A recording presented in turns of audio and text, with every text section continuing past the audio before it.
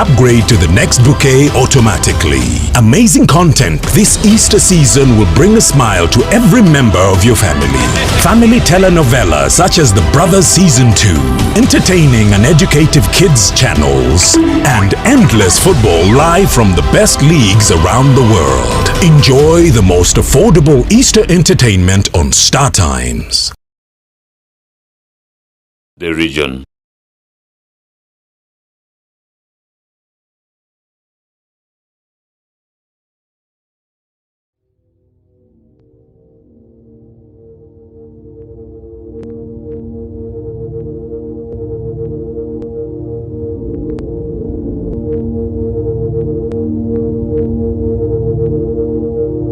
West Nile TV, lighting up the region. To either be led and shepherded by Jesus Christ. Radio Network. He is also with the West Nile Press Association. You are and welcome to the Viewpoint on West Nile Television. On the 19th of December 1993 and was ordained a deacon. That is absolutely fantastic. Hey, why aren't I up there? My heart, say you love. I've watched the Sports Club when that saga of Mbabazi. West Nile Television is regulated by the Uganda Communications Commission.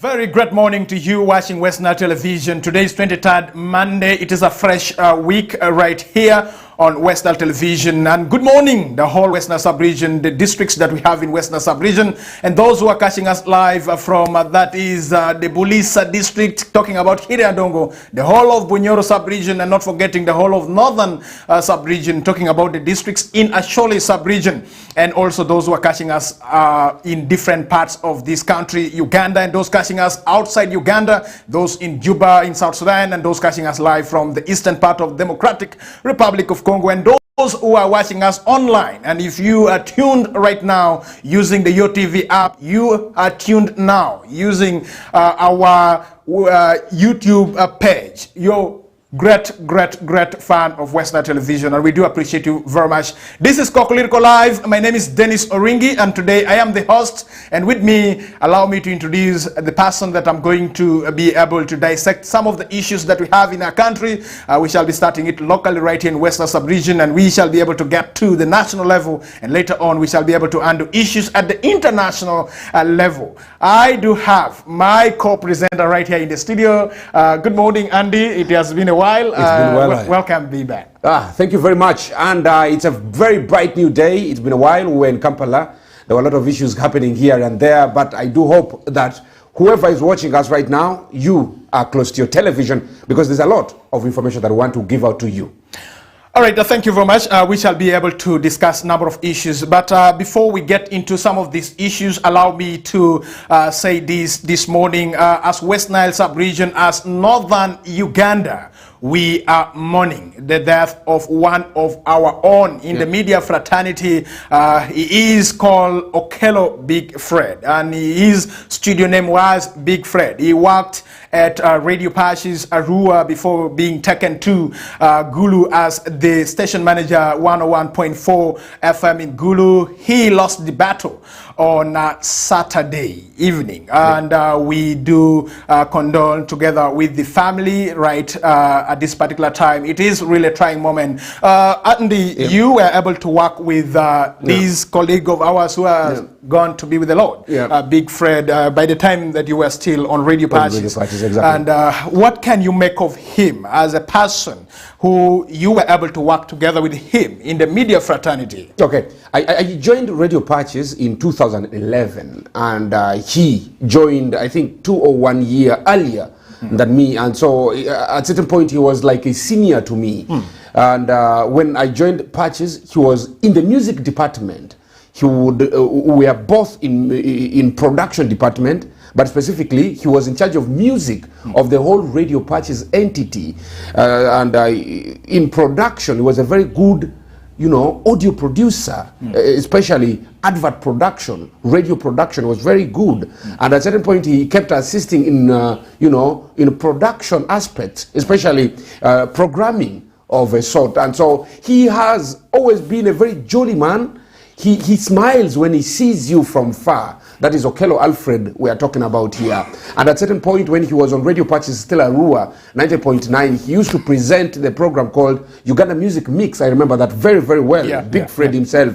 And at lunchtime we would have lunch together at a place called Garden View. I still remember all that, you know, all that about him. You know, he would, despite the fact that things were hard at a certain point, especially financially, but if you requested, if you asked him to give you some money, he would have it handy. He would try to go beyond his means to be able to help a brother, help a workmate. And that is the kind of heart Big Fred, Okello Alfred has. And I know so many friends will miss him. Personally, I was devastated after hearing of his death. I mean, it's too early. At around 36 years, this is still too early. He still has a lot to give out to the community where he comes from, to the people in Gulu where he became the station manager of 101.4. I mean, for me, I think it's so unfortunate that he just passed on mysteriously. And well, if he has been sick like for years and years, we would know our friend is sick and we go and visit him and stuff. But just collapsing like that, and in the process, I mean, it's God's ways. They always say God's ways are not our ways. And for us in Islam, we say Inna lillahi wa inna lillahi rajun. I mean, from him we come and back to him we shall go. But to me, the late Big Fred, many people didn't know this, but allow me to say this this morning.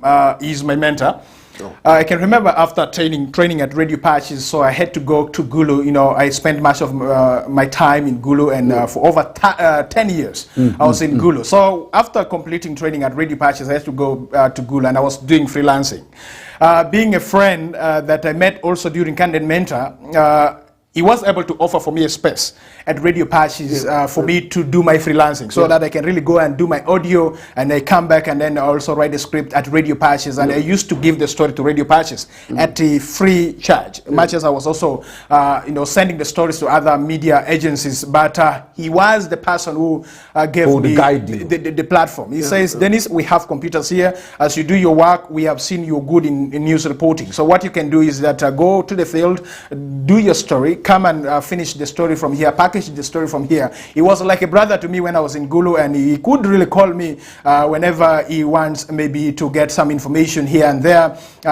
That was not enough. Even when I came back this side, I continued doing my work. I can remember meeting him at you know, St. Aloysius College in Nyapea. They had their you know, fire camp that was at Nyapea, and he came all the way from Gulu, and he joined the rest of the team that went to St. Aloysius College in Nyapea, and we had the whole night, you know, celebrating together as the OBs of St. Joseph College in Nyapea, St. Aloysius College in Nyapea. I mean, and later on, we were interacting. So as a person in media fraternity, the last time that I had interface with the Big Fred was during a birthday of one of the staff of the microfinance you know, support center by the name Jennifer. That was in Nebi.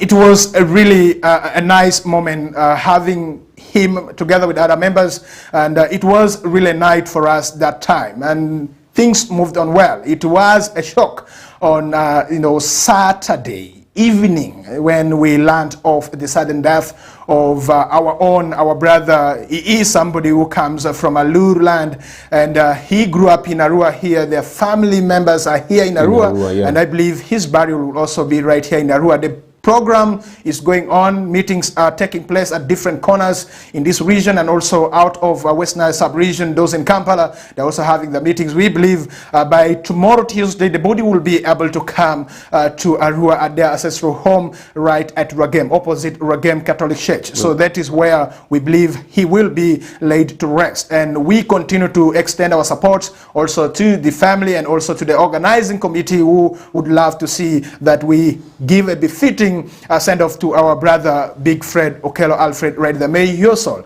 rest in eternal peace. And the souls of those that were able to depart from us, who have been our great friends, and those that we have not been able to interface with, we pray that may the Lord grant you eternal rest. Away from that, Andy Opingopi, let's get to issues that we have in Western Sub-region, and I've also seen it has really cut across Northern region. Yesterday, the State Minister for Northern Uganda, Grace Freedom Kuyishini, was able to participate in the fundraising drive to construct Amuru Catholic Church that is in Amuru district, and the Amuru Catholic Church will be celebrating a 50 years anniversary by November 2022. And this is not the first time that the State Minister for Northern Uganda is participating in fundraising drive to raise money to build, churches that we do have the believers going to pray in. Last weekend, she was able to participate in also a fundraising drive at War Okemo, Church of Uganda, under Nebi Diocese, and she is the chairman, COC for the fundraising for the construction of the Catholic, not the Catholic Church, the Anglican Church at Goli. And this is not the first time that we are seeing this, and we have also seen other government ministers and also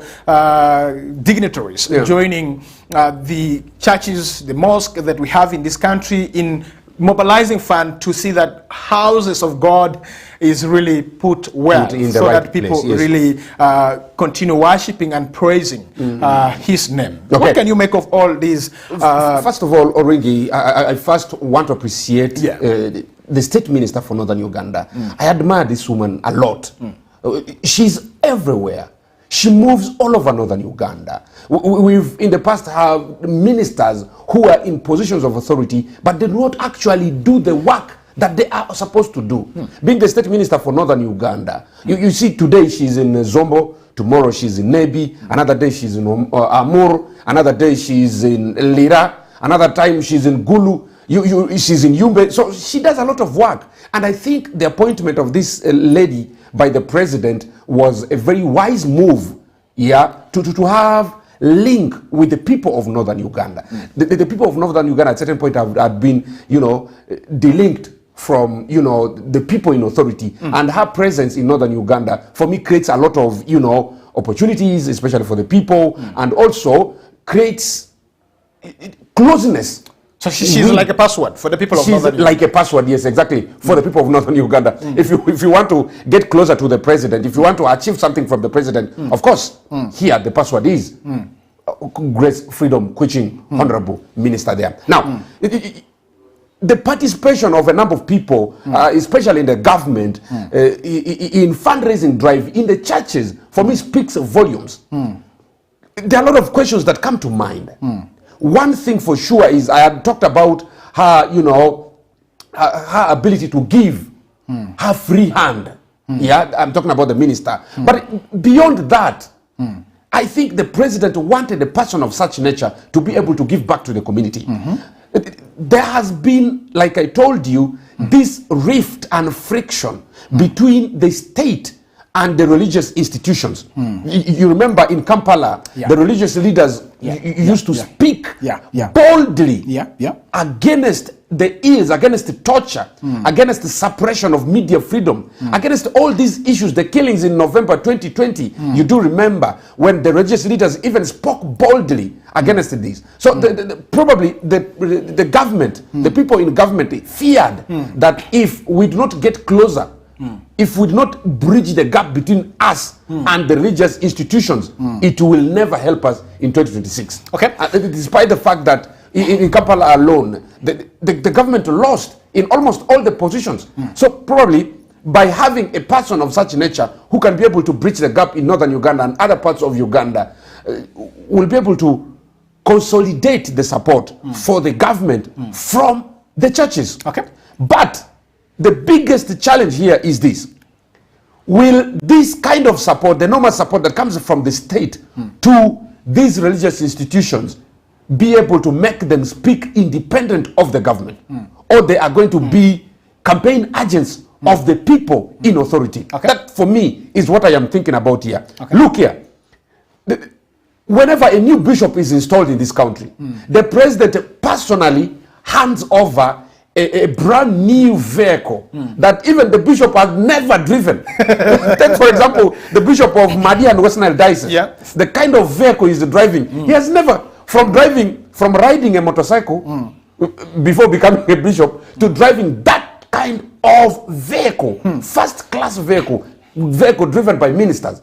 So what do you expect such a religious leader to speak when the president makes a mistake? But I think it is right for the religious persons to support the government in power at this particular time, because what they have to do is to go with the wind. Oringi, yes. It doesn't matter. You shouldn't go with the wind. You should go with the right thing. Going with the wind is one thing. Doing the right thing is another. So what is right? If, for example, what may happen is that the religious institutions, even the religious leaders, will fear to criticize President Museveni. Because of the care given to them? Yes, because of him offering a helping hand. There's this common saying, you cannot bite the finger that feeds you. But I think it is incumbent upon them to support the churches, because they belong to the government, and they need to support the Oringi, you're West churches. You're West Nile. You know what happens when the person feeding you is right there and he makes a mistake. Have you ever had a child criticize the father when he farts?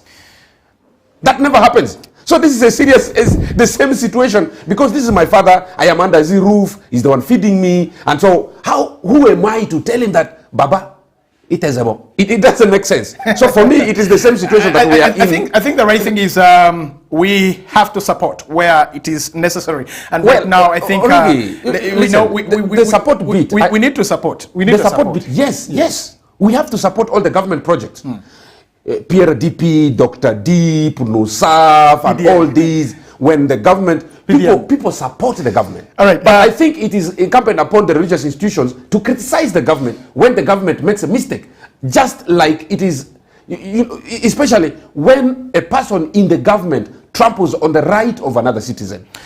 It is not right for the religious leader to keep quiet about it. Okay. Yeah, thank you very much. I believe that the religious persons, you are able to get what Andy is trying to make here. It is a message that as we continue to receive that gift, we should also continue to check on some of the things that are not right in the society. And I believe in that doctrine where we have to live like human beings, because we have the God who created us and is seeing us, whatever things that we do. Away from that, there has been talks about the issues to do with Goli, Nebi Goli Paida, Zeu, War Vora Road. Yes. I allow me to give you this information, and I want to read it verbatively so that you get to understand what we are talking about here. With the effort of State Minister for Northern Uganda, I have to tell you that he was able to write a letter to the office of the president, and on 3rd May 2022, this year, the Principal Private Secretary to His Excellency the President, who is none other than Dr. Kenneth Omona, was able to reply to the letter written by the State Minister for Northern Uganda over the issue of the road from Nebi Goli Paida Zombo Zeu War Vora Road. This letter was received by the Office of the Prime Minister, Minister of State for Northern Uganda on 11th May 2022, and the letter reads, the Honorable Minister of State for Northern Uganda Rehabilitation has written the attached letter dated 7th December 2021 to His Excellency the President regarding the caption subject matter. I am therefore forwarding to you the said letter for your further management. So the Principal Private Secretary to His Excellency President of the Republic of Uganda wrote this letter to the Honorable Minister, Ministry of Works and Transport, that is none other than General Katumba Wamala, to act on this issue raised by the State Minister for Northern Uganda. Do you think that we are going to have, light at the end of the tunnel over the issues to do with the tarmacking of the road from Nebi, Goli, Paida, Zombo, Zeo, War, up to Vura Custom? Okay. One thing people need to know is that a presidential pronouncement becomes a law, it becomes a policy, and it is incumbent upon the people in authority to act upon these presidential pronouncements. The president has made a lot of pronouncements, and this Nebi Goli Paida to Vura border post is not a new thing. The president has time immemorial made pronouncements on this. Give me this vote. I am going to tarmac this road. Give me this vote. I'm going to tarmac this road. From 2000, if I can remember well, from 2011, he made this pronouncement. 2006, 2011, 2021, and here we are. And he keeps making this this pronouncement. He says it is within our manifesto to tarmac this road. People of Waluru, Afoyo, don't worry, I will tarmac this road. The people believed him on 4 to 5 occasions. So I think the reason why the minister is, the minister wrote this letter, I want to thank her very much for this. The reason she wrote this letter is because of the pressure coming from ground. If you can remember, the people are disgruntled. You do remember there was this business person who spoke during Muhoozi's birthday, and he spoke bitterly. Those are the people of West Nile. The chairman of business community for the Greater Nebi. Nebi, yes. That is none other than Okaba. Okaba. Yes. You remember how he spoke bitterly? Yeah. And he spoke bitterly because of lack of better service delivery to the people of Waluru land. And there was birthday celebration going on. And so for me, I think there are many other people who are speaking to the minister about this Goli road. The promise has been overdue. The people are tired. People keep losing lives. People keep losing, property. And then this is a very big business route from the Democratic Republic of Congo. And if it was tarmacked, the people of Aluru Belt would have benefited so much from the tarmacking of this road. But this has not been done. Okay. So for me, I think this time around, the president needs to tarmac this road. Okay. Yes. Maybe before you come in. Yes. I want to appreciate the people of Waluru land because they have been voting for President Museveni, for the people, the NRM MPs. And they were saying this because they listened to the president. The president told them, vote for my people, I will give you this. They have been doing it since 2006. Maybe there are dissenting voices coming through. And that is why the minister had to write this letter. And I think it's incumbent upon the president to act on this before 2026. If really he wants NRM to bite big in Aluru Belt. You can remember the promise of the Koboko Yumbe to Moyo Road came late. But it's being effected. But the other time we were able to see that the senior environmental officer and the LC5 chairman, the LC5 chairperson Yumbe, we are in Sheraton Hotel discussing and also signing some documents. This was last week, and signing documents already. And the people affected, project affected persons, 80% have been compensated for Koboko Yumbe. I think that is plus for the government. So what about Goli Road that the president kept talking about since 2006? But according to UNRWA, they say that they're going to start by improving the structures and the state of the bridges that we have along these roads. Remember, they have completed that one of Wanriki. The UNRWA is supposed to move to Aduka because last year they were able to get the contract, and the contract was awarded to one of the companies that we have in this country, Uganda. But up to now, you cannot really see work going on, and that was one of the issues that was raised by the LC5 chairperson of Zombo district over the issues to do with the delayed construction of Aduka bridge that is bordering Arua and Zombo district. Away from that, let's get into the budget. Last week, Parliament of the Republic of Uganda on Friday, it was a bizarre sitting that happened on Friday because Parliament usually stops sitting on Thursday. They start sitting on Tuesday, Wednesday, Thursday, and Friday they were supposed to rest and do other committee work. But on Friday, members of Parliament of the Republic of Uganda, they trudged the Parliament of the Republic of Uganda to pass the budget, and the budget was passed. So we are going to use 48.1 trillion in the next financial year according to the budget passed by Parliament of the Republic of Uganda. So this budget for the financial year 2022-2023, it is coming at a time that we are recovering from COVID-19. So they dubbed that to be with that as post-COVID-19 economic recovery high on the agenda. Now, this budget was passed under the theme. I want us to analyze this theme. Industrialization for inclusive growth, employment and wealth creation. Projected revenue base is 48.1 trillion to finance the budget. So this time around in 2022-2023 budget, we have seen a bit of increase in the budget of this country, Uganda. What can you make of this budget? Do you think that out of the budget, the 48.1 trillion that has been passed by Parliament of the Republic of Uganda, maybe Goli Paida will be able to get share out of that? Because allow me to tell you that on current expenditure, Ministry of Finance, Planning and Economic Development takes 2.3 trillion. Yeah. That one for the Ministry of Finance and Economic Development. The ministry is taking 2.3 trillion. Ministry of Defense and Veteran Affairs has been allocated 1.2 trillion. So Ministry of Finance and Planning and Economic Development has been allocated 2.3 trillion so that they can use this money to plan for more money that should be raised to finance the budget that has been passed by Parliament of the Republic of Uganda. Remember, we are going to have reading of the budget very soon, and by mid-June, we are supposed to get done with the reading of the budget and President Yoweri Kaguta Museveni making his State of Nation address out of that. There are issues here. One, Ministry of Finance getting 2.3 trillion. I hope you are marking that. Ministry of Defense and Veteran Affairs has been allocated 1.2 trillion. And with the Lands, Housing and Urban Development will take 503 billion. On development expenditure, Defense takes ceiling 2.3. That is on development expenditure, trillion. Ministry of Health, 1.4. Wealth, while energy gets 1.4 trillion as well. Now, Uganda National Roads Authority has been given 2.5 trillion in development expenditure, signaling the significance of infrastructure in the post-COVID-19 recovery.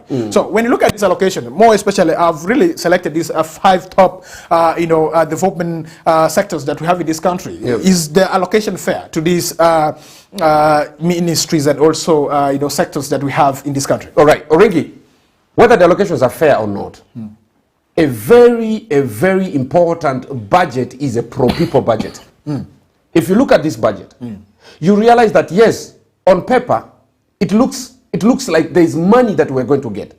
But one thing for sure is we need to look at how we are going to finance this budget. This is just a document. It doesn't mean that there's money. There's actually no money. So it is incumbent upon Uganda Revenue Authority to have running battles with people to be able to finance, to raise this money. But for me, time immemorial, we see similar trends in the budget of this country. There's never been a difference. You see the major, sectors of the budget being financed always time immemorial: security, ministry. You see, basically these ones. But look here. If we are to look at post-COVID recovery, we need to look at a budget which takes the biggest share to education, which takes the biggest share to health. This is my expectation as far as the budget which is themed on, which is looking at a post-COVID, recovery.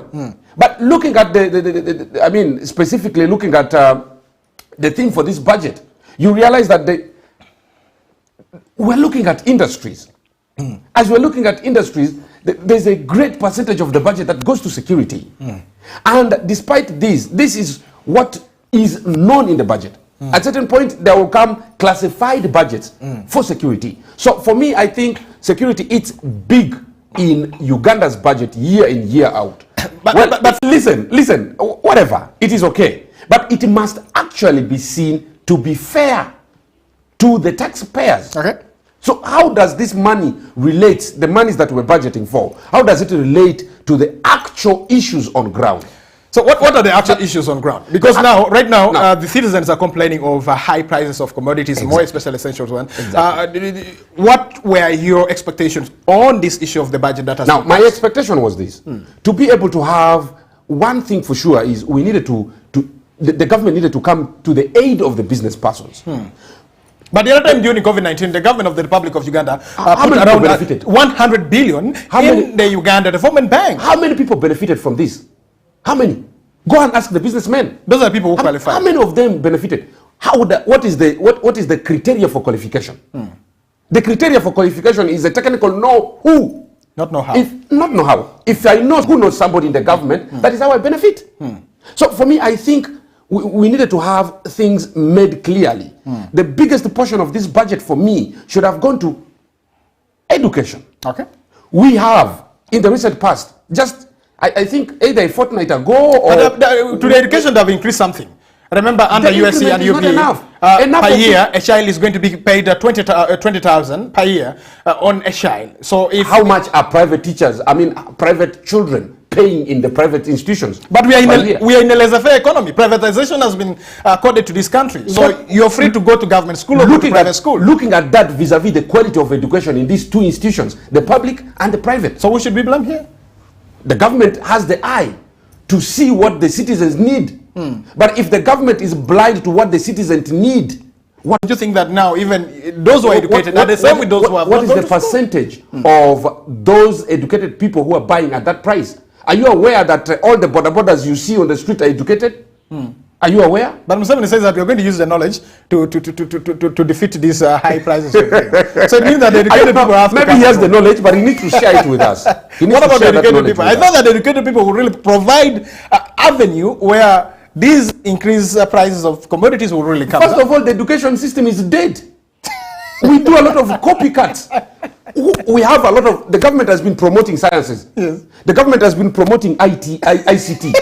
How many of these university students who have been doing ICT have even produced a software of a computer? Not software, even a watch. mere toothpick. The physics. We import from China. We used to make funds. we used to make funds on our physics teachers. They keep on carrying the same apparatus year in year out. But we cannot come out with a new apparatus that have invented. Now, Ricky, so, are they scientists? Oh, they're not scientists. Now, Ricky, we suffered from COVID. Yes. We got the injections of COVID, the vaccines from outside, but we've been having science teachers that we trusted. Now we kept moving with test tubes, burette, and all these things. The other time, the parliament castigated, I think, the Dr. Monica Musenero, yes. Because she is the Minister of Science and Innovation. Yeah, and the money that was allocated for inventing vaccines up to now was embezzled. The like of my brother Ogwang has never received any money, yes. And also there's this lecturer at Gulu University who also came out with some invention yes. To do with the vaccines that to do with some medicine that can really cure COVID-19, and she was expecting some money from the state, but up to now it the never money was not given to her. So for me, Oringi, what is the will? Do the people, I'm not saying the government entirely, do the people in charge have the goodwill to advance the life of the people in a positive manner? That is one thing. You do remember there was a Makerere University student who invented tear gas. And this man was supposed to be arrested for inventing tear gas. For me, I thought the importation of tear gas on all this from Chinese countries and Russian countries, these European countries, would have ended if the government helped this new inventor who was trying to produce tear gas to curtail all these issues. But he was supposed to be arrested. For me, I think there is more that needs to be done. The people in charge of some of these ministries need to be people who actually have the knowledge to advance the requirements needed in these ministries. Like I always say, you realize that the Ministry of Agriculture in this country is headed by somebody who studied ICT. But he has departments. He has technical people who works together with him, who advise him. You have to direct well. But you have to have the knowledge. You have to have the knowledge to be in that department. You cannot tell you cannot tell me that you can substitute fish with probably a dog to live in water. It doesn't make sense. I think the minister is the same with the LC5 chairperson of these countries of these districts that we have in this country. It's quite different. Because LC5 chairperson is a political head of a district. You understand? Yes. Now, below him, there are people who are technical enough. Yes. We have the chief administrative officers. Yes. We have heads of departments. Yes. These are people who are supposed to work together. Do you know why? Do you know why? The same apply to the Minister of Agriculture. Do you know why a number of districts are failing? Because the technical persons are more knowledgeable than the political head.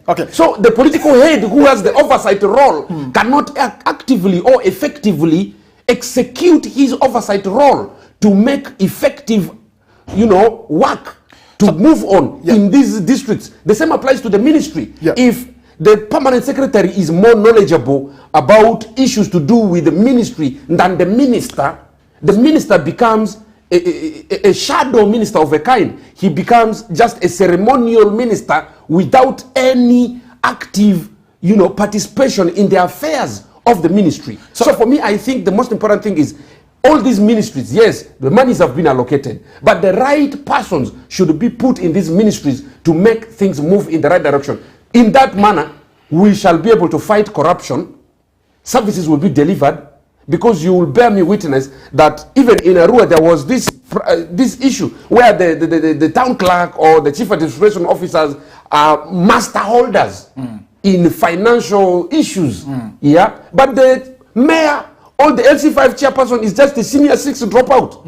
So SKP. So how can he, exercise the oversight role over this man who has a PhD?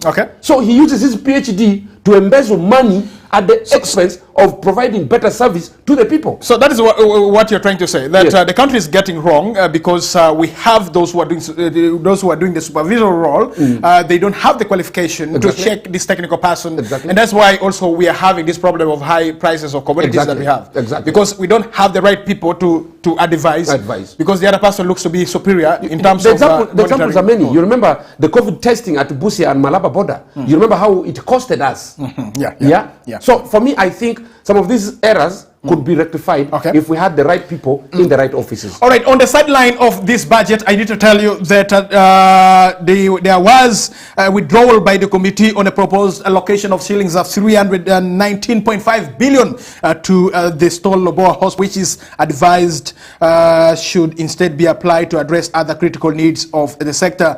Shillings 900 billion has been recommended for withdrawal from Treasury operations, which the MP said is an over allocation which should be provided to other sectors. A proposed allocation of shillings 84 billion to Munyonyo Commonwealth Resort has been rejected by the committee because of uncertainty regarding government's share and dividends on the facility. Another issue right here in our country, Uganda, moving away from Loboa, a specialized hospital that was stalled because the construction was given to this woman called the Vinci, and also she looks to be somebody behind the Vinci coffee company that brought in the controversial coffee agreement bill. Now here we have seen members of parliament rejecting some allocation to some sectors that we have in this country, Uganda. The MPs have advised that the 319.5 billion that is supposed to be advice they give him is, please write some documents and send it to the Minister of Finance. We shall finance it. A very good example is what is happening with the Loboa. There is a different woman as the face of this project. Yes. But for me, this is my thinking. We are castigating and blaming this woman that is it Vici or something. Something of that kind. We are castigating her for nothing. But the actual the actual people behind this project are, in my view, these sons and daughters of these former veterans, generals, who feel that they are broke, they needed some money to survive. So they just go because they feel their parents owe this country a lot. And they continue owing this country a lot as their children. So when they're broke, by broke, if they are maybe 50 million less, that's what they can do. All right. Now, what happened? Ask yourself, what happened to the coffee hub that was supposed to be opposite a rural police ground? You do remember there was a funds, even the government officials participated in this. They said, this is the solution to West Nile's coffee issues. There's going to be a coffee house here, and this is funded by the government. They call it Africa Coffee something. Africa Coffee something. Yes. It is just an adjacent to Post Bank. Just right there. Yes. They're using the Post on Bank government land. On government land. So and we have the structure still there. They said this was a PPP project. And now that is the problem. They even advised other youths from Arua that you can private-public partnership. Yes, you can as well write. Like also we hear about Arua Hill Stadium is also under PPP. So who is this PPP? This is where the problem is. So 1P belongs to us. That is public. Yes. Yeah, we have the right to question. Yes, we have the right to question. Though the other P is not ours. But the two P's, we have shares in it. Because 1P is us, the other P is the partnership we're having, the other 1P is for somebody else. But our share of it, as a public, we have to question it. The partnership, the people who entered this partnership on our behalf, we have to question them. The name of that coffee is called Inspire Africa. Inspire Africa, exactly. Inspire Africa. This was initiated by somebody. So in my view... And I was told the person who initiated this is a son to somebody. Exactly. Okay. That is the point I'm coming to. And so all these Loboa things that are happening, all these, what was that hotel? The Munyonyo. The Munyonyo hotel that is happening. Commonwealth hotel that is happening. Do we need, as a government, are we, as citizens, like for example, myself, am I going to be able to say, now that we are putting this money that I pay every month, have you ever been to Munyonyo even? That I go to Munyonyo have you ever been to Munyonyo? And take some tea for free? Have you ever been to Munyonyo? I've ever been to Munyonyo, just for from the gate. You were just waving to the skies. I've ever been to the inside of Munyonyo. I've ever made use of the swimming pool. Then the parliament is right. The parliament is right to allocate money there because they have ever pay for it. I still pay for it. Yes, because the Munyonyo has to regenerate. What about Desert Breeze that I pay for? That is private. Is it under public? No. This is where we get it wrong.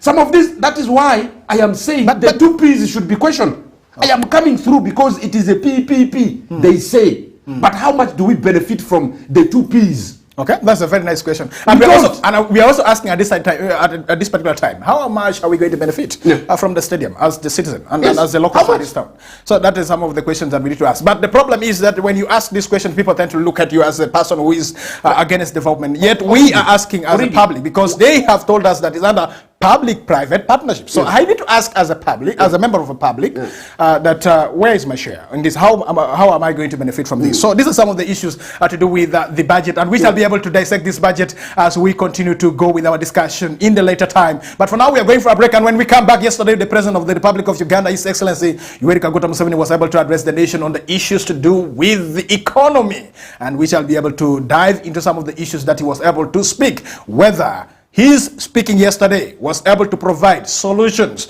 to the high prices of the commodities that we are witnessing right now in our country. This morning, I never took tea with sugar because I cannot afford sugar at this particular time. Good morning.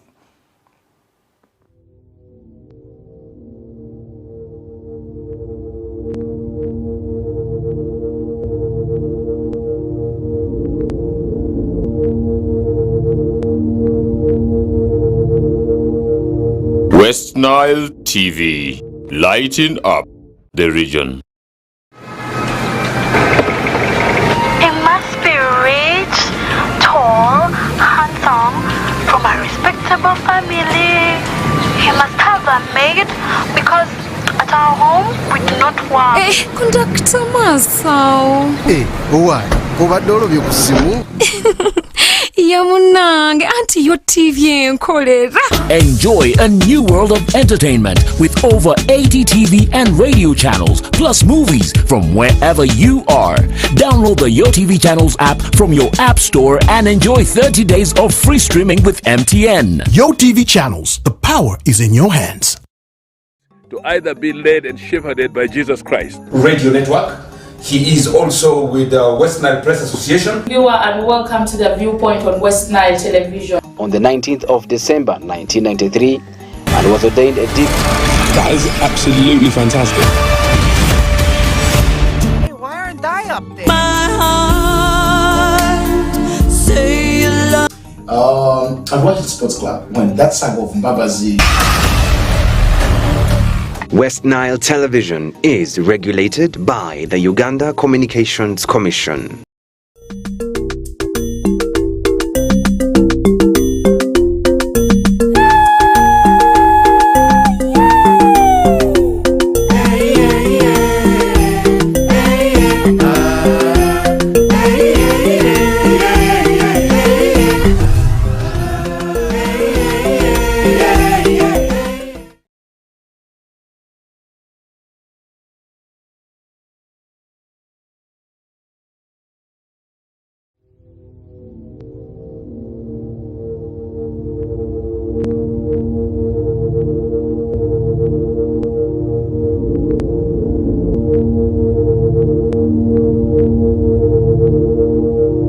West Nile TV, lighting up the region.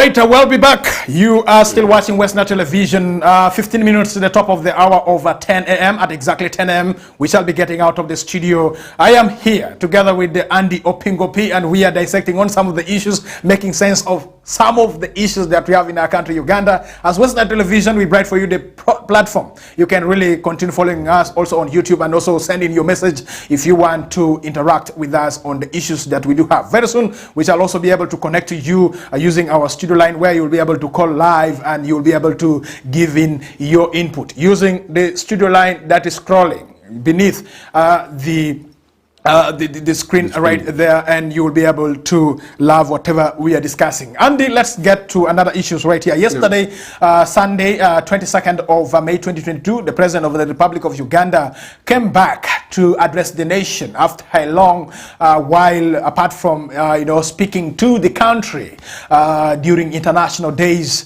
Yesterday, President Yoweri Kaguta Museveni scheduled it purposely to inform the members of the public about the skyrocketing prices of commodities that we have in this country, and he was able to read the percentage of inflation that we have in some countries, comparing it with the one of Uganda, and he was able to say that as a country called Uganda, we are doing fairly well compared to some countries that we like comparing in our conversations. So President Yoweri Kaguta Museveni, being the President of the Republic of Uganda, said the challenge of skyrocketing commodity prices is easier to solve, and it is not a new problem to his government, having successfully overcome bigger problems before. Museveni's remarks were in a nation address on Sunday, meant to specifically respond to the concern about high prices of essential commodities the citizens have endured for the last 5 months. Now, referring to several other challenges, including the COVID-19 pandemic, the locust invasion, rising water levels in lakes and rivers, landslide, floating islands, and terrorist attacks, the president said they were more complex to solve compared to commodity prices. Do you think the president was right to compare skyrocketing prices of commodities to issues to do with COVID-19, issues to do with the rising water levels, issues to do with fighting terrorism? Is there similarities with prices of commodity when we are talking about water level? Okay. The question will come, how much did water level affect the economy? I think compared to the 5 months that people have been in a very hard situation of really, doing transactions in this country, as far as essential commodities are concerned. You asked me if the president was right. I think the president was right because he does not have the solution to this situation that we're having. If you listen to the president throughout his speech, there is no solution. I tell you. He spoke for around 2 hours, maybe. 2 hours without tangible solution. He said we shall use our brain. But in my view, the president was saying that God will intervene. That is what he was trying to mean. Continue praying. God will intervene, continue praying. These problems that he has been mentioning, apart from security situation, he is an expert in security matters. That is where it stops. For me, this is my president. He is an expert in security matters, and that is where it stops. All these other issues he was mentioning, the floods, the landslides, the COVID, and then the locust, we all depended on God, on nature, to get rid of these issues. This man-made situation, he does not have a solution to this, apart from security. For security, I cannot talk, because I know on record, he has solved every security situation in this country. 100%. That one, yes. But this economic situation that we're having, he does not have the solution to it. And that is why he talked for 2 hours without tangible solution to these issues. He kept mentioning, comparing notes. But a country like Uganda, that in the early 80s used to fund Dubai, you cannot be comparing yourself to countries that Dubai is now funding. A country like Malaysia, in the 1986, that was being funded, that was at the same level with Uganda. A country like Singapore, that was at the same level with Uganda. They would borrow leave from Uganda. Now look at where we are. Do you know what Kwan Ling Yu the founding father of Singapore, do you know what he did? He made radical changes. You see, countries get better by new leaders who have radical thinking. Yeah. And that is exactly what happened with Singapore. Kwan Ling Yu made radical changes in issues to do with education, economy, and the rest of it. Previously, before Kwan Yu Lung, this man Kwan, the founding father of Singapore, came through. Yes. A lot of Chinese citizens used to be much better than the Singaporeans. Okay. And what he did was, he said, well, for us to come at par with these Singaporeans, I will give you the example of the Indians who are doing business here. What he did was, he said, okay, in class, Chinese are much better than the ordinary Singaporeans. What we are going to do is, if a Chinese goes to attends the lesson once, the ordinary Singaporean will attend it thrice. He was making a radical decision to make sure that the future gets better. But for us here, I think it's bad to keep dancing to the same beat. Okay. Listen here. Let's wait for the is it end of financial year speech, the State of the Nation address. State of the Nation address. The That will be coming, issues, yes. I think, by around 11th of June, 2022. The same By that time, issues that he spoke about yesterday will come in this State of the Nation address. And there will be the same issues he spoke in the previous State of the Nation. So should we blame his advisors? Should we blame his advisors? The president even advises his advisors. Oh, yeah. I think it is right that the parliament even the other time said it is wrong to give rent to these advisors. Butcherman, what can Butcherman advise? Someone Uganda says that. Someone Uganda says what can Butcherman say? That the money that is supposed to be given to Kusasira, to Butcherman, at least that money should be used for financing health industries that we have in this country. Allow me to quote from President Yoweri Kaguta Museveni out of the speech that he made yesterday. He says, at the beginning of the NRM administration, he cannot forget about that, in 1986, following the expulsion of Ugandan Indian entrepreneurs by Idi Amin, Uganda experienced continuous high inflation, severe shortages of commodities, forex black market, etc. Therefore, the recent phenomenon of high commodity prices is indeed a problem, but it is easier to solve than, for instance, COVID-19, which needed severe restrictions and new science like vaccines. That is according to President Yes, I know our time is fast spent. The president did not need this kind of address to give solution to the situation. Samia Suluhu, who has come to this country, I think twice or thrice. Yes, I think gave a solution to the economic situation in Kenya without having a State of the Nation address. In Tanzania. And also Uhuru Kenyatta gave a solution to this situation fast before he came to address. When he was making address, I was in Nairobi myself. He gave solution to the fuel prices, the hiking fuel prices fast. He gave directives fast before he came to the television to address the people. He said, from now on, what we are going to do to give solution. This is what the Uhuru Kenyatta of Kenya said. Okay. From now on, to end this fuel situation, we have some reserve here. We are going to give the reserve to the fuel dealers. We are going to make sure that nobody hikes the price abnormally. This must stop. And we have put people A, B, C in place to end this. But what the president said before this State of the Nation address was more famous than this address that he had yesterday. But President, he said people should eat ola, banda, mogo. Not bread. As if bread is our biggest problem. Okay. That is not our biggest problem. But President Yoweri Kaguta Museveni yesterday was able to say this. He was able to say this, and that the problem is with the economy, with the community, the East African community, because we have around 7 countries already that is in East African economy. When it comes to the issue of fuel, you find that either in Democratic Republic of Congo, the price of fuel is a little bit lower than the price of fuel that is being sold right here in Uganda. So he says that the problem to do with the fuel prices is because of the East African community countries. They charge differently, and that's how Ugandans have also got themselves, in this mixed reaction, and that's why the Arua boys, they're able to go to the DRC and they're able to bring in fuel because there they buy it cheaply. That's what President Yoweri Kaguta Museveni was trying to say. I think it's not right. It's not true. Okay, because let's leave that. Let's leave that. We shall be able to dissect that later on. But let us talk about Omoro by-election on Thursday. The people of Omoro will be going to the polls and to choose who will replace the former Member of Parliament for Omoro County, who was also the Speaker of Parliament of the Republic of Uganda, Right Honorable Jacob Oulanyah, late, with due respect. So we have around 6 candidates who are really competing for that position. We know of that is the son of the late Jacob Oulanyah, in the name of Oulanyah Andrew. He is the NRM flag bearer for that race, and we do also have other party candidates. Talking about the National Unity Platform has got a candidate in Omoro. We have FDC has got a candidate in Omoro. We have 2 independents. We have ANT candidates also in Omoro, and these people will be chosen on Thursday. Right now, as I talk tomorrow, President Yoweri Kaguta Museveni is expected to be in Omoro for the conclusion of the campaigns. In Uganda, you campaign, the last campaign is supposed to be 2 days before the election. So President Yoweri Kaguta Museveni tomorrow is expected to be in Omoro.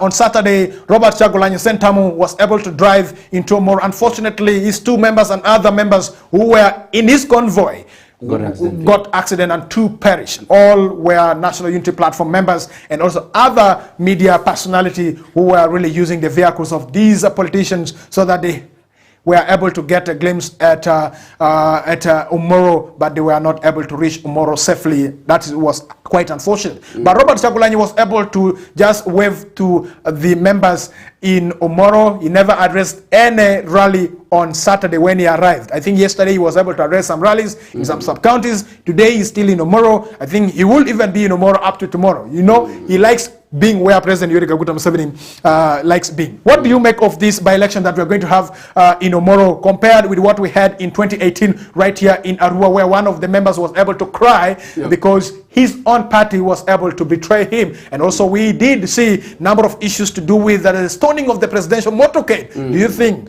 this time in Omoro the situation will be different from what we had in Arua?